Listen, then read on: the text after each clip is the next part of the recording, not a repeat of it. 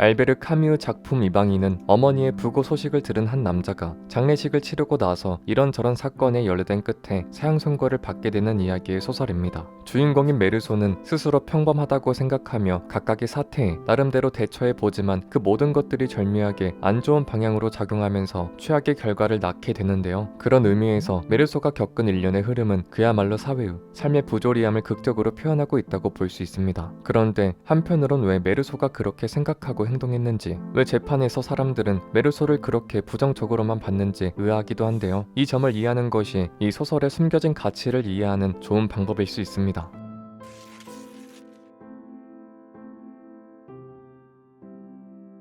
책 이방인의 일부는 메르소가 모친상을 겪고 친구와 놀러간 해변에서 아랍인을 총으로 쏴 살해한 사건까지의 내용입니다. 흔히 사람들은 이방인을 어떤 정신 이상자의 이야기, 평범한 사회에서 살아가는 반사회 인격 장애의 일상 정도로 취급하곤 하는데요. 그러나 책 이방인의 내용을 이해하기 위해 먼저 염두에 두어야 할 것은 주인공인 메르소가 사이코패스가 아니라는 점입니다. 메르소는 정신 이상자가 아닐 뿐더러 감정에 결여되거나 사회적으로 무지한 사람도 아닙니다. 이는 특히 소설 초반부의 메르소의 심리를 묘사하는 부분에서 분명하게 드러나는데요. 예컨대 메르소는 모친상을 당한 아들이 상복을 입고 있으면 사람들이 조의를 표하고 안쓰럽게 대할 것이라는 점을 이해합니다. 즉, 사회적 관행을 이해하고 그에 따라 사태를 예측할 수 있죠. 또한 책에서 장례식 전날부터 밤새 어머니와 관 곁을 지키는 장면이 나오는데, 이때 메르소는 어머니의 친구가 훌쩍이는 걸 보면서 듣기 싫다고 생각했으면서도 그냥 스스로 견뎠습니다. 이는 자신이 바라는 게 있어도 상황에 따라서 자제할 수 있다는 걸 뜻하죠. 더불어 그는 요양원 주변을 산책했을 어머니의 기분을 상상하고 공감하거나 장례식을 이유로 의료를 끼고 연달아 쉬는 자신에 대해 회사 사장이 못마땅히 여길 수 있다는 점을 이해합니다. 이를 보면 메르소가 다소 섬세한 공감 능력마저도 구비하고 있다는 점을 추측할 수 있겠죠. 아마도 소설 초반의 메르소의 심리적 흐름에 관한 구체적 묘사, 사소한 사건들에 대한 끈질긴 기술이 대부분이었던 것은 메르소가 악마나 무감정한 냉혈한이 아니라는 점을 분명히 하고 싶었던 이유도 있었을 것입니다. 왜냐하면 이것이 사람들이 가장 많이 착각하는 부분이기도 하고, 메르소를 정신병자로 두고 소설을 읽게 되면 소설의 핀트가 부조리가 아닌 인과응보에 맞춰질 가능성이 크기 때문입니다. 사이코패스가 사형당하는 것은 그럴만하다처럼요. 요컨대 메르소의 감수성은 지극히 평범했다는 것입니다. 심지어 그는 동네 주민들이 꺼려하는 이웃에 대해서도 기탄 없이 대화를 나눌 정도로 열린 사람이었고요. 또한 자신의 개를 잃어버린 동네 노인 에마누엘을 위로하거나 여자친구인 마리와도 별탈 없이 지냈습니다. 그나마 메르소의 독특하다면 독특한 점은 우리가 흔히 남발하는 의례적인 표현이나 자신의 기분에 어긋나는 이른바 립 서비스를 거의 하지 않는다는 점입니다. 즉, 그는 태도와 감정에 요구되는 사회적 당위에 무심코 순응하거나 따르지 않는다는 거죠. 이를테면 마리에 대해 성욕은 느끼지만 자신을 사랑하냐는 질문을 들었을 땐 사랑하는 것 같진 않다고 솔직하게 말하는 장면이 있습니다. 만약 메르소가 단순히 마리를 이용했거나 혹은 자신의 감정 이상으로 표현하며 관계를 지금보다 돈독히 하고자 했다면 별 생각 없이 사랑한다는 말을 내뱉었겠죠. 이는 메르소가 그저 쿨병에 걸렸다고 취급하기보단 메르소가 무엇보다 자신의 기분에 대해 솔직하길 바라고 현재에 충실하고자 하는 측면을 보여주는 것이라고 해석할 수 있습니다. 여기까진 그냥저냥 평범한 일상의 이야기였지만, 이후 동네 사람들이 꺼린다던 친구 레몽의 권유에 의해 레몽의 친구 마송이 지내는 휴양지로 초대받으면서 문제가 발생하는데요. 문제의 발단이 되는 레몽의 사정을 간단히 소개하자면, 원래 레몽은 아랍인 여자친구와 사귀던 사이였습니다. 그런데 레몽이 여자친구의 생계를 위해 금전적인 지원을 하고 있었는데, 정작 그녀는 그 돈을 전부 복권에 탕진하여 레몽이 화가 난 상태였죠. 이번 일로 레몽은 메르소와 상의하며 편지도 보내보지만 이후 결국 화를 참지 못한 그는 여자친구를 폭행합니다. 사건은 경찰이 출동하면서 일단락됐지만 레몽은 여자친구의 오빠들이 자신을 해치지 않을까 은근한 불안감을 가지고 있던 상태였죠. 이런 상태에서 메르소와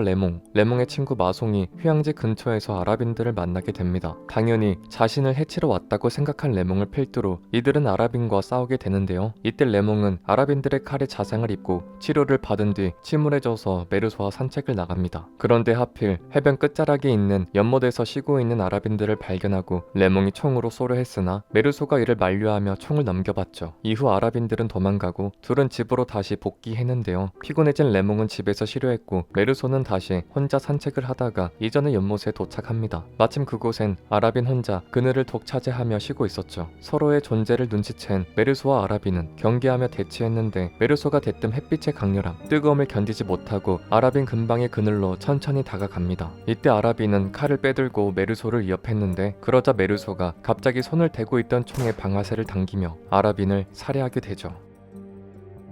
나는 한낮의 균형과 내가 행복을 느끼고 있던 바닷가의 예의적인 침묵을 깨뜨려 버렸다는 것을 깨달았다. 그때 나는 그 굳어진 몸뚱이에 다시 내 방을 쏘았다. 총탄은 깊이 보이지도 않게 들어박혔다. 그것은 마치 내가 불행의 문을 두드린 4번의 짧은 노크 소리와도 같은 것이었다.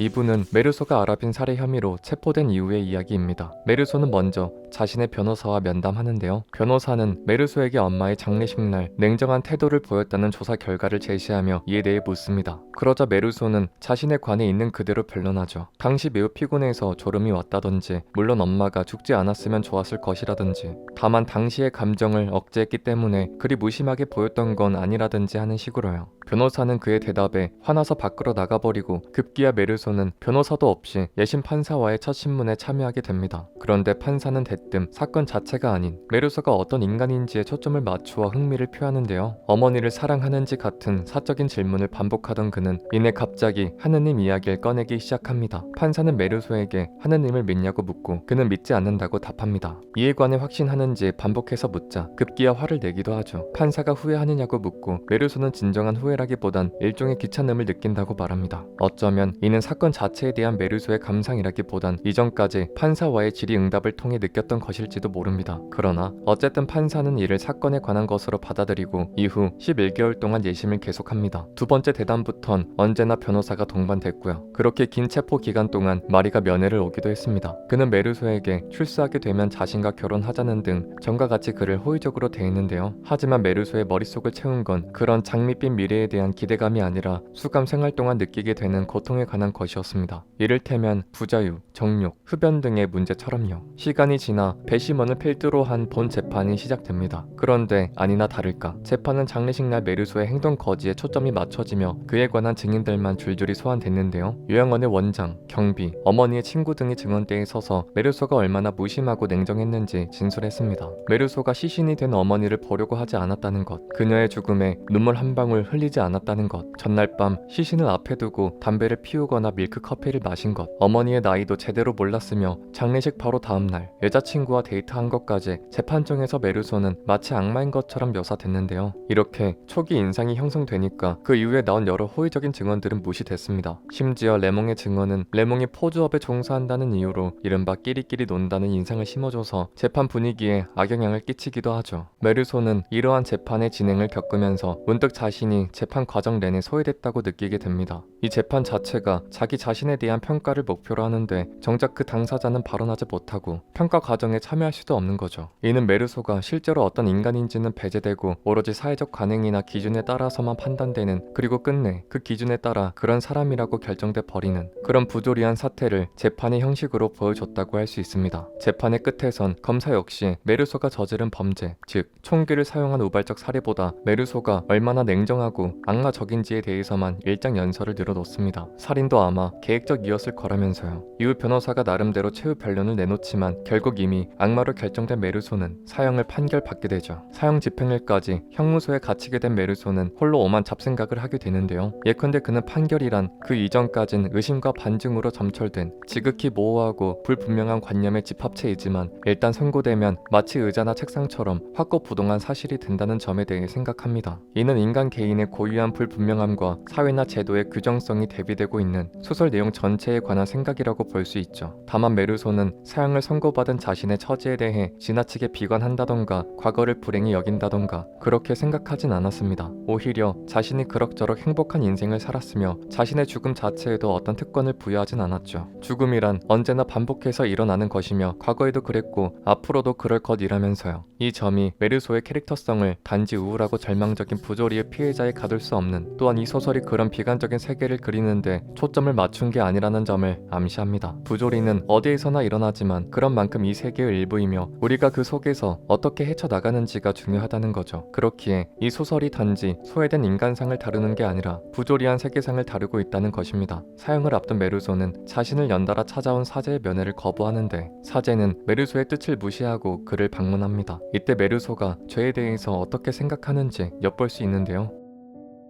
나는 죄라는 것이 무엇인지 모른다고 말했다. 내가 죄인이라는 것을 남들이 나에게 가르쳐 주었을 뿐이다. 나는 죄인이고 죄의 대가를 치르는 것이니 그 이상 더 나에게 요구할 수는 없을 것이었다.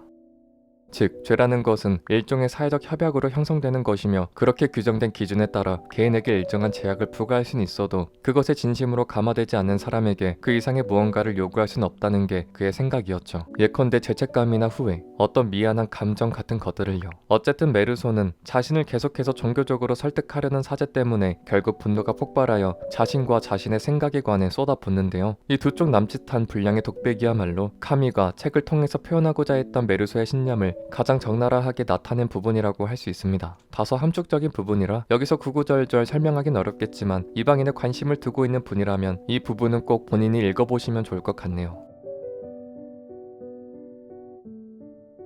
따라서 책 이방인에서 이방인은 스스로 변론할 수 없는 재판 과정에서 소외된 사회적 관습이나 예의 범절과 같은 상호작용에 관행해서 도태된 어떤 불행하고 우울한 삶을 표현하는 것이 아닙니다. 여기서 이방인은 자신의 주체성을 타고난 인간, 자신의 고유한 경험과 생각의 총체인 모든 각각의 주체가 인위적이고 자기적으로 구성된 사회 속에서 혹은 자신의 손을 떠나 벌어지는 물리적 인과관계 속에서 전적으로 구별되는 독립된 존재라는 것을 뜻한다고 볼 수 있죠. 우리는 엄밀한 의미에서 그 모든 것에 속해 있지 않으며 따라서 그 모든 것에 책임을 갖진 않습니다. 즉 우리 모두는 어떤 면에선 이방인인 셈입니다. 그러나 이러한 무소속이 반드시 불행으로 귀결되는 것은 아니며 그러한 정체성 때문에 겪는 부조리함이 반드시 부정적인 것만도 아닙니다. 물론 책에서 그러한 부조리한 흐름이 메르소를 최악의 사태로 치닫도록 몰아붙였지만 단지 그렇게 될 일은 그렇게 될 뿐이라는 것이라는 거죠. 메르소가 죽음에 대해 다소 태연했던 것도 이를 이해하고 있기 때문일 테고요. 결국 중요한 건 앞서 말했듯 이런 세상에서 이런 사람들 사이에서 어떻게 자신의 존재를 바로 세우며 살아갈지에 대한 것입니다. 메르소는 현재에 충실했고 자신의 기분에 솔직했으며 위선을 떨거나 의례적인 말을 남발하지 않았습니다. 그 결과 그는 사형을 선고받았지만 어쨌든 그러한 부조리 속에서도 나름대로 분투했다고 볼 수 있죠. 메르소는 태양이 뜨거워서 아라벤을 쏘았다고 말합니다. 얼핏 보면 이 말도 안 되고 허무맹랑한 일이 사실 우리 삶 곳곳에서 다양한 형태로 일어나고 있습니다. 우리는 그 모든 것을 통제할 수는 없으며 따라서 그 모든 것에 책임이 있는 것은 아닙니다. 우리는 단지 그러한 일들에 각자 나름대로 대처하며 그럼에도 불구하고 자신의 삶에 충실히 살아갈 수밖에 없는 존재인 것입니다. 여러분의 구독과 좋아요가 채널에 큰 힘이 됩니다. 시청해주셔서 감사합니다.